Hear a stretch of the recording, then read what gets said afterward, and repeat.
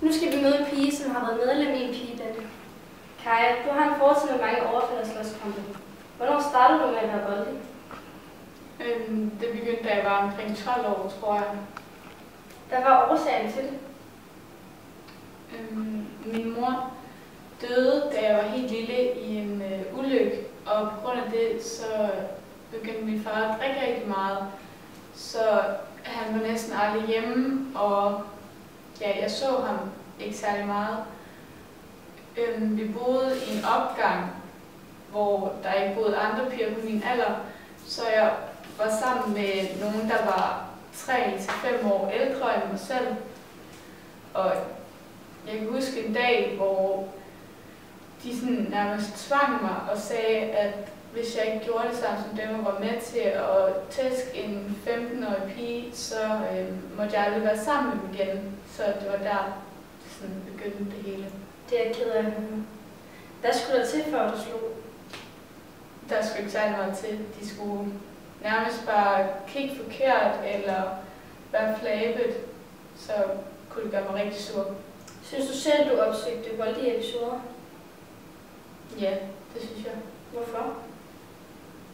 Fordi vi synes det var sjovt at slås, og vi kedede os, så der skulle ske noget. Hvad tror du er grunden til, at voldelige piger grupperer sig? Jeg tror, mange vælger det for at have et fællesskab. Altså at være sammen med nogen, som kan lide det samme som en selv. Altså at slås. Følte du en tilfredsstillelse ved at slå på andre? Ja, på en måde. Altså jeg føler mig selvsikker, når jeg har været oppe at slås, og jeg kan godt lide at slås. Jeg får sådan et adrenalinkick, når jeg slåsser, så ja. Vold blandt piger er først steget markant, og så faldet igen de sidste par år. Hvad tror du er årsagen til det? Jeg tror, at en af grunden til det kan være, at man i folkeskolen får mere hjælp, hvis lærerne de kan se, at man ikke har det særlig godt, så snakker man med dem og sådan noget. Og personligt så, da jeg fik min første dom som 16-årig, der var jeg lige startet på efterskole.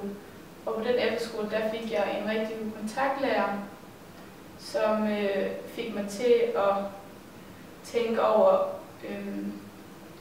om jeg ville blive ved og leve resten af mit liv som kriminel og måske komme i fængsel, eller jeg ville rette op på det, nu når jeg havde mulighed.